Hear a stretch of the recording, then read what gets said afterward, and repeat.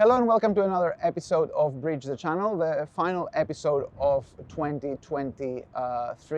We expect to release this around Christmas, so wherever you are right now, I hope you are enjoying some nice time with the family, enjoying the festivities, and I want to thank you for taking time off from all those great things to actually check up on our episode and check up on politics. As we usually do for the last episode of the year, we're actually going to give you some projections and some predictions about the outlook of the coming year for 2024, and today's theme is going to be elections. So 2024 is going to be a mega election year, and we're going to focus on three major elections for three major geopolitical players of the West. So let's go see what 2024 has in store for us, and let me tell you, it's not going to be a very quiet year.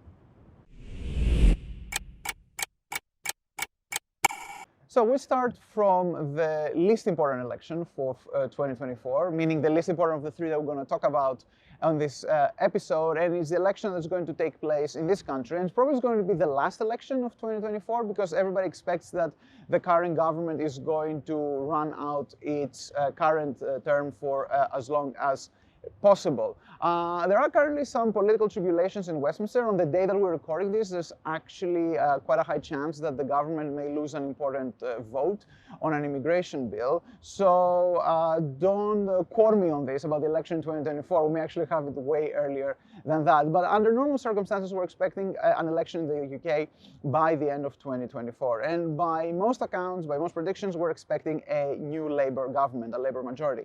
We spoke about in the previous episode about what this might mean, particularly with regards to the Palestinian issue, to the Israel-Palestine war in Gaza.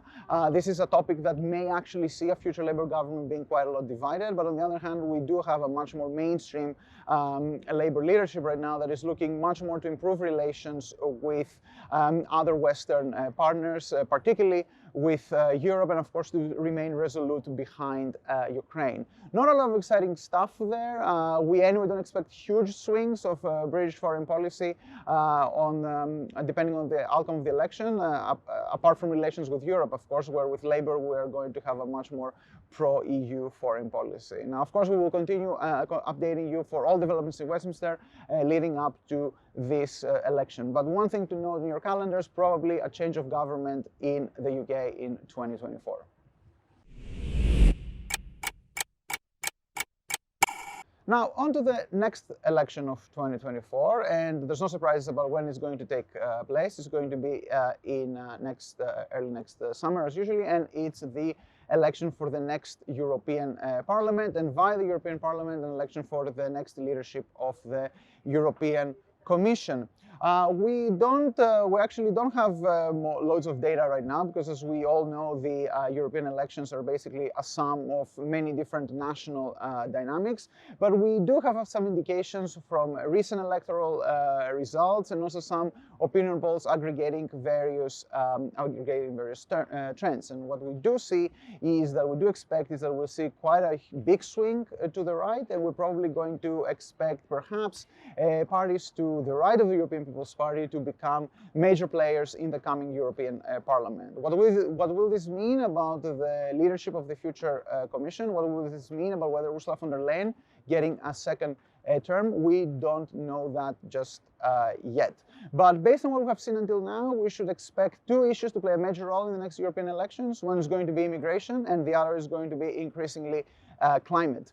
We do see current projections show that the Greens are going to perhaps lose support, which is a hint that maybe the costs of the climate transition are now beginning to bite European societies. Again, lots of things are up in the air yet, so we will have to see how all of those play out. European elections tend to be sometimes both unpredictable, but other times also operate according to the rule book. Main question, of course, is whether Ursula von der Leyen will be re-elected into the leadership of the European Commission. And now moving from the UK to Brussels on to Washington, D.C. for the mother of all elections, probably the nuclear option of an election, which is the presidential election in coming November. And of course, let's not kid ourselves, we all know what this election is about. It's really all about one person, who maybe I will keep unnamed, so not to jinx your Christmas. It's a very bizarre primary period, I would say. I like following a lot U.S. elections over the years, and usually this is now the time when you get a lot of candidates, a lot of scenarios, all things playing out in both major parties in the U.S. But nowadays it now feels everything is just suspended with the major question about what's going to happen when Donald Trump runs for the Republican Party. I don't see any way that he's not going to run for the Republican Party, and of course what that will mean for the outcome of the election. A second major question related to the Donald Trump question, of course, is whether Joe Biden is going to run. Right now, all indicators show that he is very much willing to run. Perhaps he deserves so, given the accomplishments of his presidency, but there's also a question about his